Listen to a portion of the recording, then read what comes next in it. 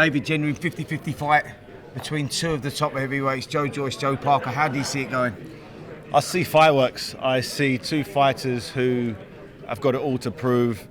Joyce, he's been around for a little while. He's 37 years old. He's only had 14 fights. He needs to really make a move, and this is the big move he needs to make. Beating someone of Joseph Parker's caliber, someone's only ever lost on points to Anthony Joshua, points against Dillian Whyte, where he nearly nicked it in that last round. He really put the pressure back on. Dillian was able to drop him in that last round after taking a couple of big knockdowns himself. So this is his opportunity to break the gate crash the heavyweight division. Yeah, it's a mad one, isn't it? Because, as you said there, Joyce is the 37-year-old. Yeah. Parker's only 30, but yeah. Parker's the one with all the experience. It's like a coming-of-age fight for Joyce, really, isn't it? It's like stepping up to that unknown. We don't know if he can compete at this level. We know he can take obscene amounts of abuse, punches to the head. We've seen it time and time again, and he seems to bounce off him. At European, domestic, fringe, world level-ish, they bounce off. The only time I've seen any type of damage was when Bryant hit him with a body shot in the O2 Arena. Is that going to be brought into the equation when it comes to Joseph Parker? If I was looking from his point of view, the only crack you've seen physically was a left hook to the body. Parker isn't a massive left hooker to the body, but maybe he will be now. You're probably the best one to answer this question because you're former world cruiserweight champion, former world heavyweight champion, so you know what it is at that level. Yeah. We've seen Joyce at, like you say, that lower level where he's been coming through. The people Fringe like Carlos, Tucker and all that. Guys past their prime, quality names, but no one who really was the odds-on favourite really given too much trouble. Parker's in that elite, he's in that world class, this year, and he's improved a lot under the watchful eye of Andy Lee. And he's only 30. Yeah. So the big question, the $1 million question is, do you think Joyce can take the shots he did against Christian Hammer last time when we were sitting at ringside? You was there as well, and I'm like this. Yeah. I'm going, oh my God, this guy is taking full-on blows. Will he be able to take them from Parker? The difference with Parker's shots and Hammer shots, Hammers were big looping shots. They weren't cleverly put together. His head just didn't move. He just didn't have any real consideration for shots coming at him.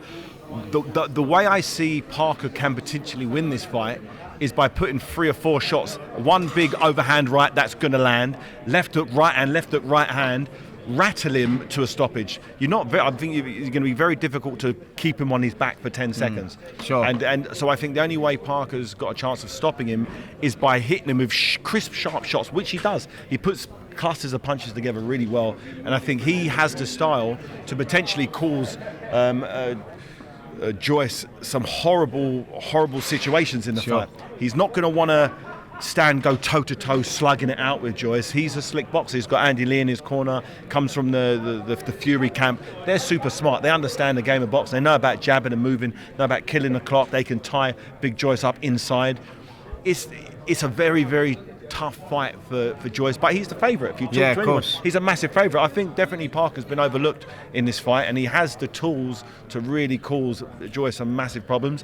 But does Joyce understand it? Does he care? Or does he just believe his chin's that good he can walk through anything and just close the show? It's the $1 million question, isn't it? I think that Parker's proven at that level. And he's proven, like against Dillian Whyte, when he got off the floor in the second round, got off the floor in the ninth round, and he come back and turned it around. Yeah, that's the champion's heart. He's shown character.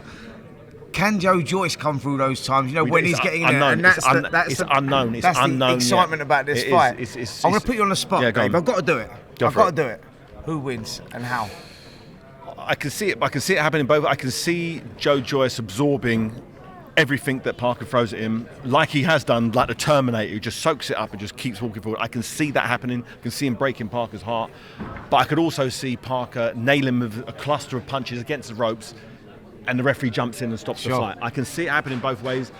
Parker's an underdog going into this fight. I like the underdog. I'll go with the underdog. If you had £1 to bet, I'd bet Parker. Because it is a 50-50 fight. But I'd go Parker because of his experience, because of his history, because he's proven, and there's not that many unknowns. Yeah, I'm with you on that one, mate. I think the same thing. I think that Parker is proven. Joyce still not proven, and I'm gonna go Parker, just nicking it on points.